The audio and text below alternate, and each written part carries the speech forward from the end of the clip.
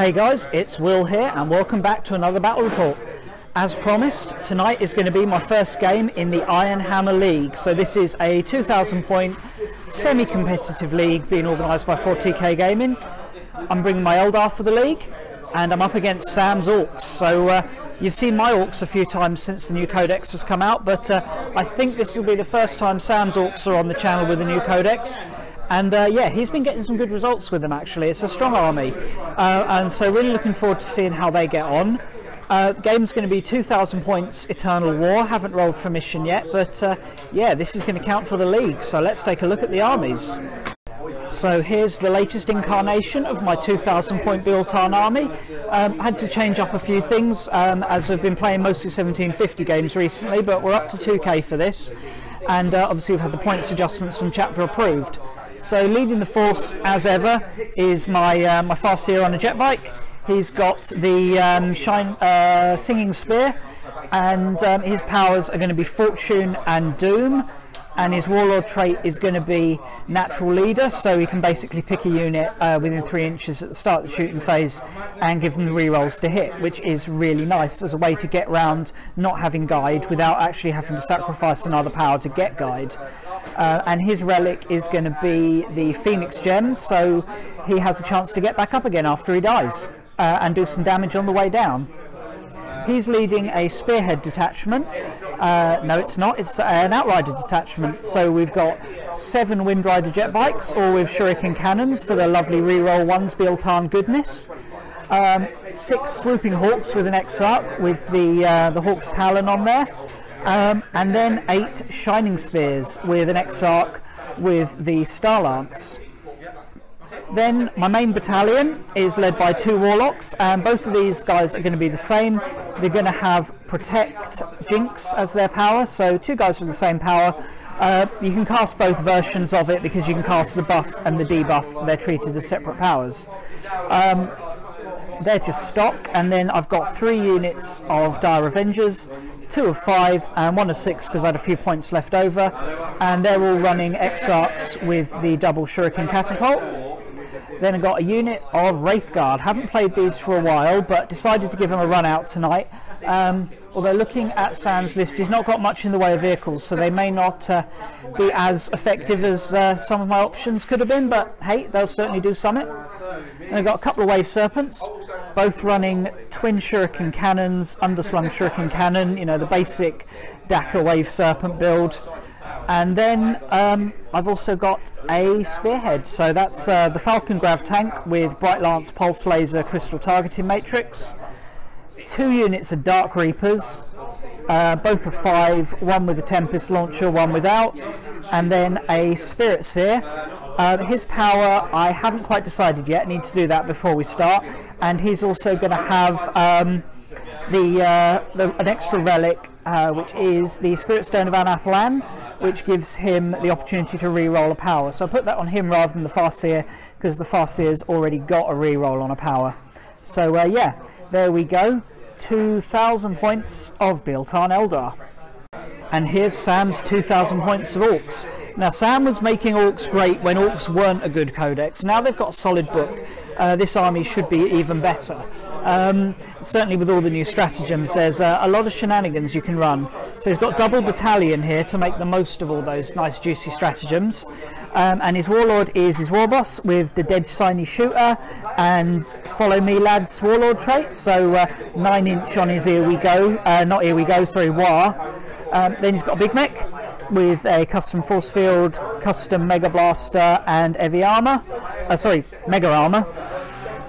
Big Mech with a Shock Attack Gun, and a Weird Boy with the Jump. He's not upgrading that to a Warp Head, he tells me, although I would have thought with that many command points it might be worth sticking Warpath on there as well, but hey, you do what you do. Then we've got 3 units of Grots, just for cheapo command points, and then 3 big units of boys. Look like 30 in each of these?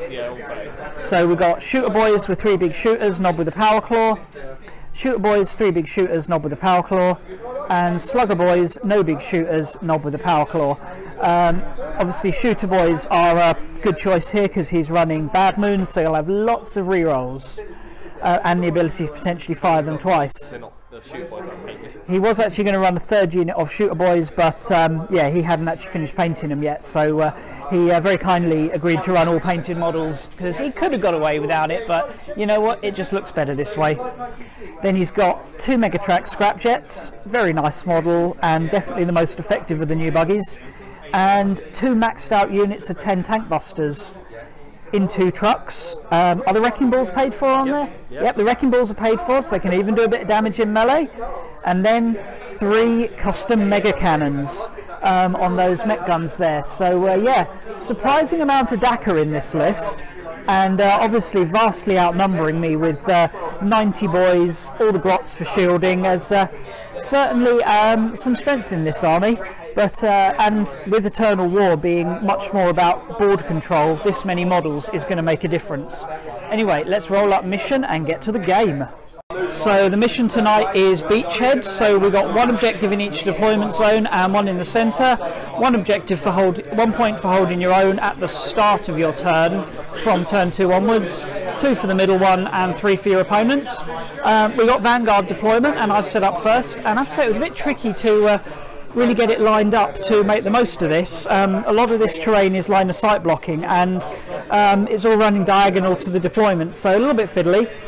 But basically I've got Warlock, Avengers and Reapers in this wave Serpent, duplicated in there.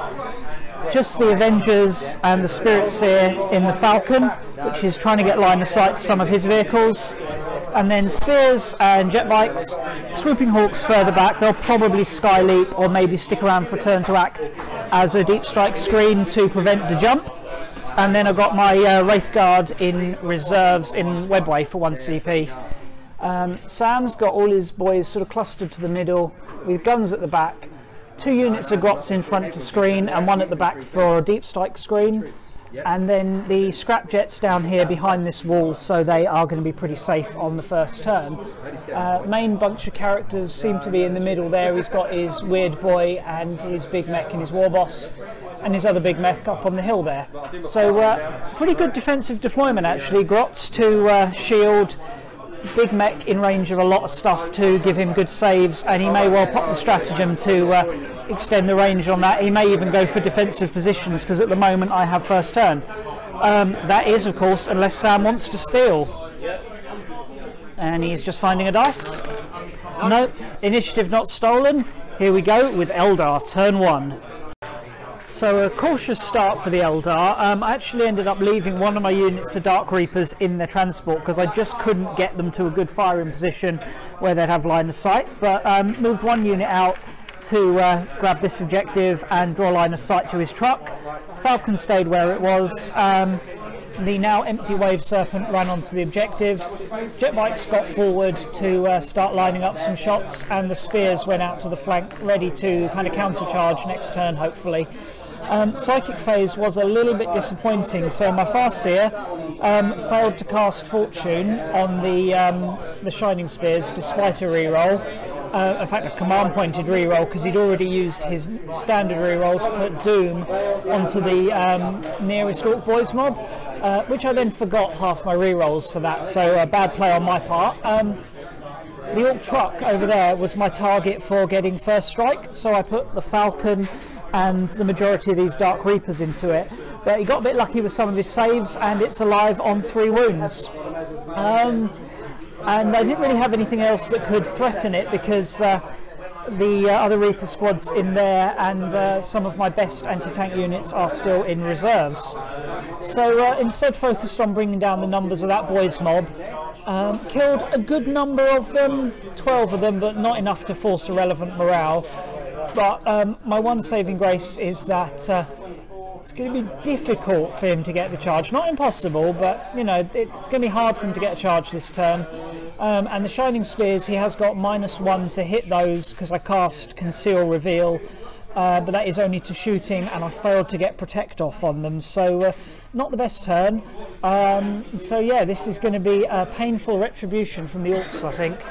So the Orks advance initially looked a little bit cautious. He pushed up these rocks up the centre and just moved his boys forward a little bit. Scrapjets coming around the corner there. One of them actually went up and over the wall, which turns out there's nothing to say he can't do, so yeah, he can do it. But it was then when he got to the psychic phase and used the jump. So that big mob of boys that was in the middle there came down to here behind my shining spears. I was like, okay, it's not terrible. He's -1 to hit. The charge isn't guaranteed. You know, we might be okay, we might live this. Then he opens up the shooting phase and use the more Daka stratagem, which means that not only is it Daka Daka Daka on 5s, but Daka Daka Daka includes you hit as well as just an extra shot. So yeah, it ignored the benefit of the conceal, so it was hitting normally. And then when that didn't quite wipe them out, he fired again with the showing off stratagem for Bad Moons.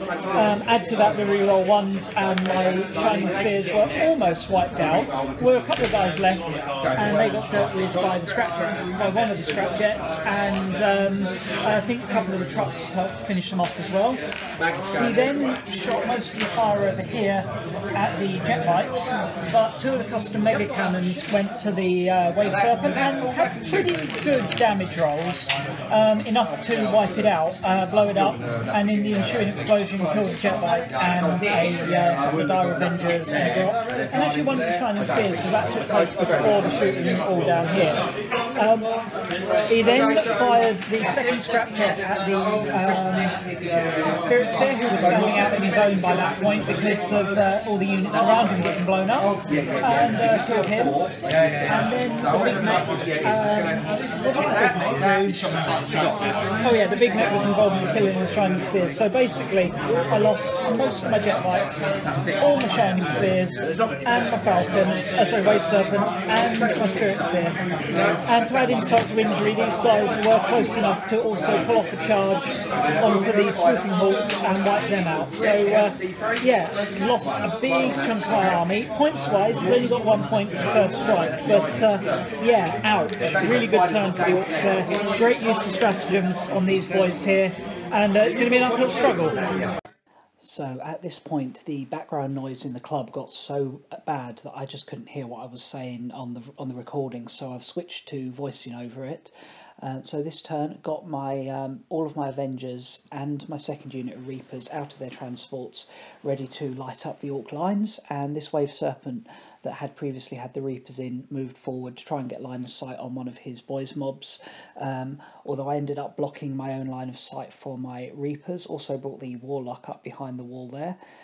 Psychic phase, Farseer got off Fortune onto them, and I put Protect on them as well, and doomed the big mob of boys that were there, and also jinxed that truck, although that didn't make much difference in the end, because when the Reapers shot it, a load of them missed, another one failed to wound, ended up doing 3 damage to it, but then he ramshackled it, which saved it basically, and this truck was a bit of a thorn in my side for the whole game. It's got the tank busters in there.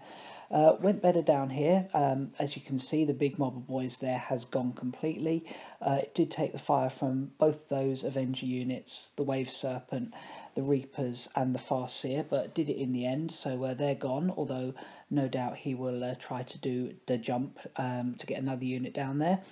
Moved my jet bikes up to hold the centre objective. I doubt they're still going to be there next turn, but I wanted to at least make him have to make a play for it.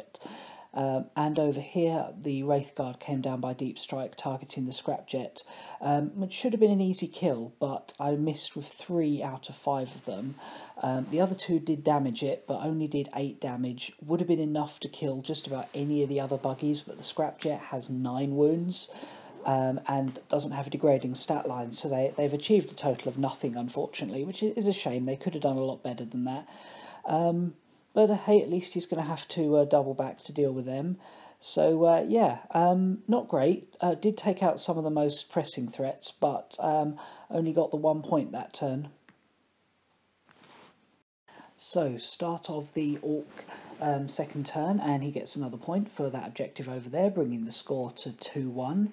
And then he continued advancing his boys. As you can see, the big mob that was there isn't there anymore. He spent 3 CP to remove them and return them over there. Awesome Ork stratagem there. So they're behind me. And then the other big mob moved with the jump. So I'm kind of surrounded now. The rest of the army just sort of pushed up, the cannon stayed still, and the scrapjet doubled back to get the Wraith Guard while the other one went forward.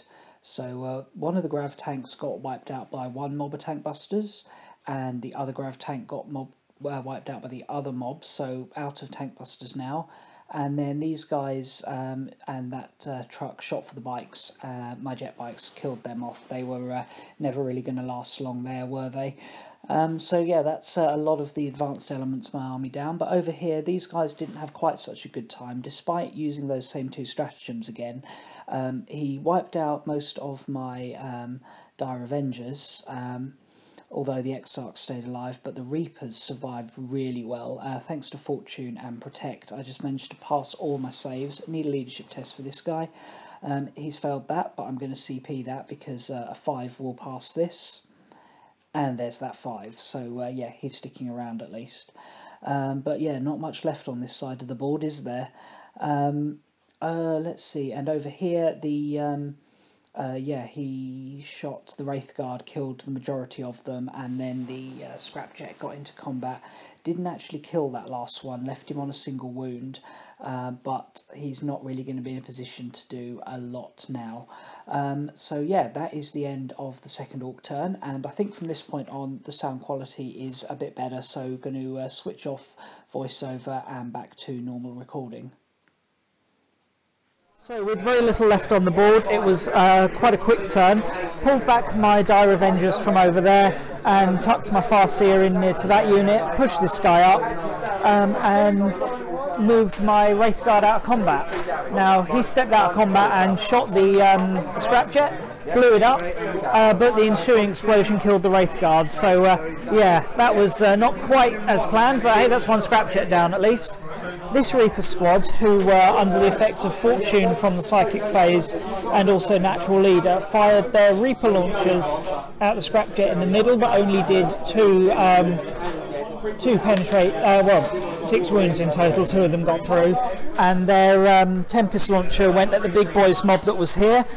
These guys had been doomed, and good job because my dice were terrible, but I did still manage to kill 17 of them with the combined firepower of this Reaper squad, the Avengers and the Exarch from that Reaper squad and the Farseer, which was enough to make another 9 of them run, but 2 Orks is still too many, but at least they can only respawn once per game. So yeah, not ideal. We are drastically running out of models, and we are very much surrounded. Okay, so third Ork turn started with him gaining 3 points because he was already holding this one as well as that one over there, and ended with him in a position to score 6 because he's got his knob from this mob into combat with my Dire Avengers Exarch. So basically the whole army swung across this way and opened up at the Farseer and the Dark Reapers. So obviously the Reapers were first to go, and then remaining shots at the Farseer. Didn't really do much to these guys over here, but it's cleared me pretty much off my home objective and got that knob, who is obviously OBSEC like my Exarch, into combat with that. So yeah, very good positioning there. Not much else to say really. We're only really playing it out now because for the benefit of the tournament. So on what was my 4th turn, I brought my Spirit Seer forward, and he was able to smite the knob that was in combat with my Exarch, so I'm still in position to score that objective if he doesn't kill my Exarch, and more importantly denied him the score. Over here, Reapers and Avengers moved up. Reapers all shot to the truck, which I literally targeted with something every single turn and has somehow survived, but this turn finally wrecked it. Killed a tank buster in the ensuing explosion, and then killed a few more with the shooting of the Avengers, although not as many as I would have liked, but you know, it's something at least. And they need leadership, and they are fine. Okay, so yeah, now the Orks are going to start Operation Mopping Up. Orks continued to overrun my lines this turn, this squad would have jumped over here and took out the remaining Exarch from that squad. Combination of things like the scrap jet and these guys killed off my Avenger unit that were hanging out over there, and the big mech and the custom mega cannons killed off most of my Reapers. They actually need a leadership test. Oh, it's a 6, he's run away. Okay, so I'm now going into the final turn with a Warlock left against most of an Orc army. So tried a last minute suicide ploy with my Warlock, jumped in over here, tried to smite these boys, didn't do anything, charged the scrapjet, did get in, but the Overwatch shots were enough to kill me. So that is massacre. So very solid victory to Sam there. Good game, mate, thanks. Okay then, so well done there, Sam. You absolutely smashed me. I think by the end of turn 2 there, the writing was very much on the wall for the Eldar. The Farseers really did not see that coming. That was brutal. I think the key moment in the game happened on turn 1 when I failed to get off 2 out of the 3 psychic powers I wanted to put on my Shining Spears, which would have given them so much more resilience against the Orcs' initial attack there, and left them around to do something. But that is the risk you take with psychic powers. The other big factor there was that Sam's army was able to use the terrain much better than I was. He had better manoeuvrability, quite frankly. I got outmanoeuvred by Orcs and outshot by Orcs. So yeah, I don't think my my overall plan was that bad. My list wasn't terrible. I think Sam was just the better player by far on the day. There were a few things I could have done differently, certainly with regards to getting line of sight, and I don't even think screening was an issue because I haven't really got the right units in that list to screen. I'm supposed to be able to survive by getting stacking all my buffs onto the relevant units, but yeah, just didn't fall for me. And Sam's use of those stratagems with the boys was just really good. I mean, I've heard of that type of tactic being done with looters, where you not with the jump, but with you know, using more Dakar and then showing off with looters, and that obviously is very strong with a mobbed up looter mob. But doing it with shooter boys kind of caught me out a little bit there. Wasn't expecting that. To be honest, when I saw Bad Moons without looters, I was like, okay, so it's probably not an optimized list, but actually that was really strong. Do feel like my Wraithguard let me down a bit as well. To have guys there on a 3+ and only have 2 of them out of 5 hit when they dropped in was a little bit disappointing, but you know, them's the dice, and yeah, by the end of turn 2, not a lot left we could do. Just played it out because obviously for the league you need like a total score, and to just like call it there would have been a little unfair on Sam, because he would have not had the opportunity to score so many points for the league. So we played it out properly. And yeah, league standings, I think with a final score of 22-2, means after the first game, Sam is topping the league. So nice one, mate. Those Orks are definitely going to be a force to be reckoned with. As for my Eldar, need to obviously refine a few things, but on the whole, I think the list's decent. It's just needed to be used a bit better and have just a little bit of better luck on a few key points there. Anyway, I hope you guys enjoyed this video. Sorry that the sound quality went a bit AWOL in the middle there. To be honest, that's because it was such a good night down the club. There was just like every table being used. So this league has really you know, got some people into 40k there. I mean, there was plenty of people coming anyway, but this really packed it out. And yeah, that kind of meant it was very noisy in there and it was harder to record, but hopefully my overdubbing is going to have worked, and you should have a half decent battle report. Anyway, thanks a lot for watching, and I'll see you all again soon. Bye!